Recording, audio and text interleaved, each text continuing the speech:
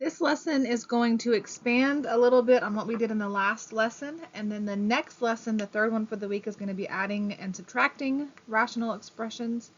Um, Hopefully, having spent so much time on yesterday's lesson, this will be hopefully a little simpler. We'll see. So these are going to look like a hot mess. You're going to be multiplying and dividing these large expressions, and of course they're rational expressions because they're fractions and because they have positive exponents. And we're going to use the same rules as multiplying fractions, in that you multiply top times top, bottom times bottom, but before you can do that, you have to simplify. And for some reason I did not type out the steps, but step one is going to be to spread everything out like we did before. So to do that, you're going to factor all parts. Okay? You're going to factor everything that you can. And this is where that gets a little bit tricky again, because sometimes they're common factors, sometimes they are trinomial factoring, sometimes they're perfect squares, and you're going to have to figure out which is which. Now, first of all, on this one, this bottom one is 3 pieces, so we instantly know for our purposes right now they're going to be trinomial. And at this level, we are not going to have any of those XY kind of things, or the ones that we had to use the strange boxes. These should all just be basic trinomials. And then the other 3 are factoring common terms. I know they're not perfect squares. Number 1, this isn't a perfect square because it's not a minus. Same thing here. And a perfect square has to be 2 pieces with a minus. Now this is a 2-term one, and it's a minus, but there is no square root of 4 and there is no square root of 8. So that means it has to be the greatest term, or the greatest factor. So just kind of give you a little note: greatest common factor, greatest common factor, greatest common factor. I'm trying to write small so I don't run into the other one. And this is the trinomial. That does not say trinomial, but that is trinomial. So this first one, I can factor out a 4. This one, I can factor out a 3x. This one, I can factor out a 3x. Now, let's say that I could not see that. Let's say that I could not look at that first term. Let me clean this up. Let's say that I could not look at this first set and know to factor out a 4x. I mean a 4. Well, what I can do, just like we've been doing, is break it all up. 2 times 2 times x, 2 times 2 times 2, and then I can see they have a 2 in common. So I could do the same thing for all of those pieces, so I can see what to factor out. But at this point, we've done that so much that I'm not going to take the time to do that while I'm working these. So step 1, factor all parts. Once I factor it, I get 4x minus 2. I've taken a 4 out of this term. Over 3x, x plus 2. I took a 3x out. Top of the second one, I have taken out a 3x. And then this one is the trinomial, so when I multiply 3 times negative 2, I get negative 6. When I add them, I get positive 1. All right, so there's all of those pieces factored. So step 1, factor everything out. Spread it all apart. Step 2, cancel. Now here's the thing when we're canceling. That's a C, not an E. Here's the thing when we're canceling. All of this is multiplication. So there can be anything on top and anything on bottom. It doesn't matter where they are because this is multiplication. If it was addition, I could not cross over it, but because it's multiplication, I can cross over it. So what that means is this 3x is the same as this 3x, and because I'm multiplying, I can cancel those out. Here is an x minus 2, here is an x minus 2, here's an x plus 3, here is an x plus 3. And then what I am left with is 4 on top and then x plus 2. This is my simplified answer. That is my first part, to simplify it. And I followed the same steps as yesterday. Factor everything out, spread it all out, and then cancel. Now I need to find my exclusions. This is going to be a bit longer because remember, we have to take the denominators, which means I'm going to have to pull all of these. I'm going to pull the 3x out. I'm going to pull the x plus 2 out. I'm going to pull the x plus 3 out. I'm going to pull the x minus 2 out. So pull all denominators. So to step 3, oops, let me fix mine. All denominators equal to 0 and solve. Okay? This is stressing me out a little bit. All right. So I'm going to set all my denominators equal to 0 and I'm going to solve. When I do that, I end up with x equals 0 when I move that 3 over. X equals negative 2 when I move that over. X equals negative 3 when I move that over. X equals 2 when I move that over. So what I end up with for my exclusions is x cannot be 0, x cannot be negative 2, x cannot be negative 3, x cannot be 2. If x is any of those values, I will end up with a 0 in a denominator, and that's not allowed. So my last step, oh, where's my pencil? Oh, there it is. My last step then is to write it in the right form. 4x over x plus 2. That's my simplified form. And then all of these are my exclusions. So that big old thing is my total answer. This is my total answer. All right, so we are going to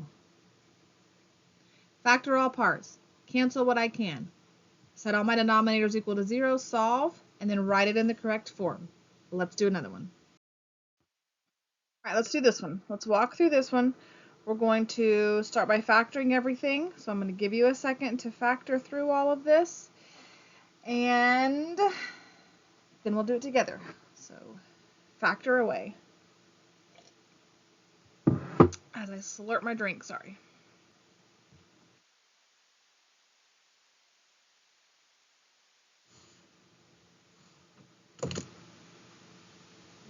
Here is where you should eventually end up. Okay? You should end up, the first term, you factor out the 2x. The bottom of the first, you factor out a 5x. And again, if you can't see that, just spread everything out by its prime factors and then find what matches. Top one has a 3x in common. Now, the bottom of the second expression, so, oh, my pen, there it goes, this one, looks like trinomial. The problem is, to be able to be a trinomial factoring formula is not the right word, part, I have to have x squared only at the beginning. So the first thing I need to do is factor that 3 out. So I factored out the 3 because they all have a 3 in common, but I have all of this left that's still not fully factored, so I have to factor that again. So be sure when you have a trinomial factoring problem that your first term is x squared. If it is not, if there's something with that x squared, factor it out, then you'll be left with a trinomial factoring problem. So we have to fully factor this down as well. So there's that written out. And I've got to clean this up because I'm fixing to have more work over here. So let me clean that up. Just remember, fully factor, but you must have an x squared first. All right? So I have spread everything out. I factored it all out. And now I am going to cancel out what matches. So go ahead and do that. I'll be quiet for a second while you do that.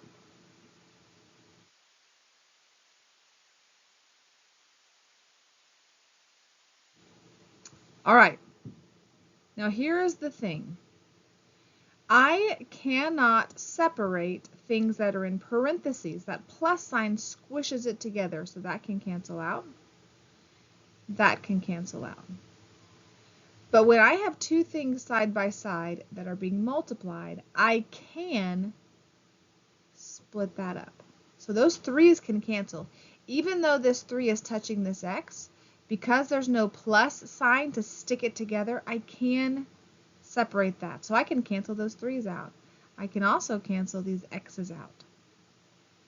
Okay, so remember, if you have a plus or a minus, I cannot separate it. But if it's multiplication, I can separate it.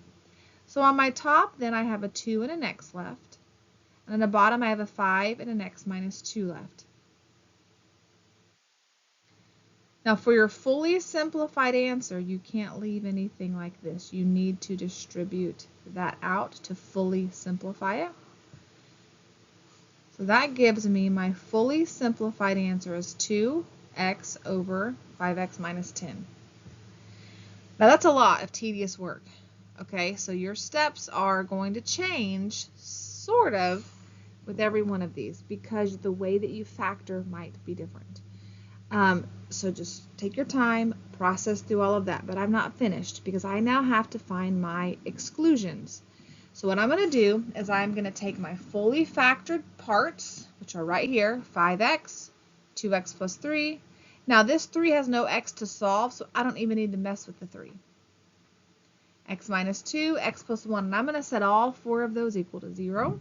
So 5x, 2x plus 3, x minus 2, x plus 1. When I solve those, the only one that really takes a little bit of extra thinking is this one. We move that 3 over, then we divide by 2. And that's where we end up with our exclusions. Now I can sort of write this answer a little bit shorthanded in that I don't have to write x cannot equal 0, x cannot equal, x cannot equal, x cannot equal. What I can do is I can kind of shorthand this. Here is, oh goodness, dropped my pen. Here is my simplified expression. But then I can write this as x equals and then list those numbers. Or you can write x does not equal 0, x does not equal, it's fine. All right, so this whole thing is my answer. Now let's talk about division, and then I'm going to give you one to try.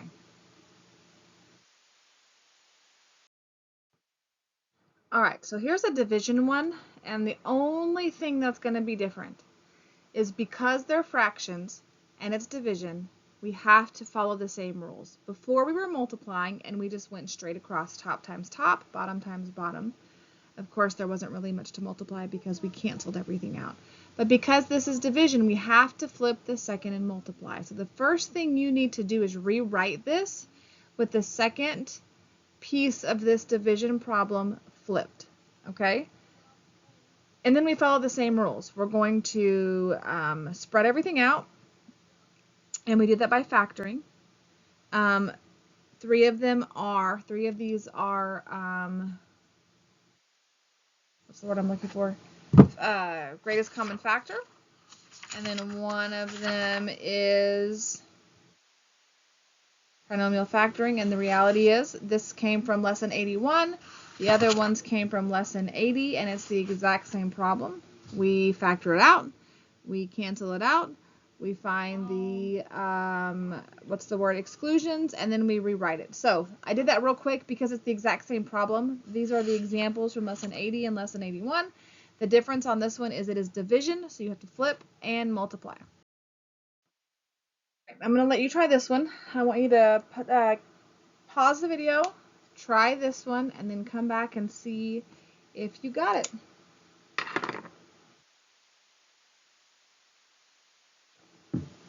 All right, so worked out when I factor. First of all, I can't factor yet because it's division. So always start by looking at your sign. If it's multiplication, do not flip it. If it's division, flip it. And remember, always flip the second one. So I've rewritten it with the second part flipped. Now I factor. I can factor a 5 out of the first term. The bottom, I can factor out a 2x. On the second set, I can factor out a 2x, and then that's a trinomial factoring on the bottom on the right side. So this is what I get when I factor everything out. And now comes the easy part, marking out what matches. And so I have a 2x here, and I have a 2x here. I have an x plus 2, an x plus 2, an x minus 1, and an x minus 1. And so I have a 5 on the top and an x plus 3 on the bottom. If you were to have marked everything out on either the top or the bottom, don't forget that there's actually a 1 left. Remember, when everything's used up, there's actually still the understood 1. So there's my simplified piece. And then I'm going to find my exclusion. So I'm going to set all of my bottom pieces here. 2x equals 0, x plus 3 equals 0, x plus 2 equals 0, x minus 1 equals 0. Solve all of those down, and I end up with x. And remember, does not equal 0. X does not equal negative 3. X does not equal negative 2. X does not equal 1. And in the correct form, I have my simplified form first, and then my list of exclusions. And remember, those exclusions are what x cannot equal, because if I pop an x up there, or a 0 up there, nope, if I pop one of those numbers up there on the top for x, I will end up with a 0 on my denominator, which we cannot have. All right, for homework, I want you to do number 2 on lesson 80. That is on page 175. And there are 6 of those, and those are all multiplication. And then I want you to do 2 and 3 on lesson 78, and that is 179 through 180, and that's only 6 more problems. So you guys only have to do 12 of these. And if you'd like me to check some of yours as you're going, if you'll text me if it's not too late in the day, I will check it and let you know. If it is late in the day, I will get back with you.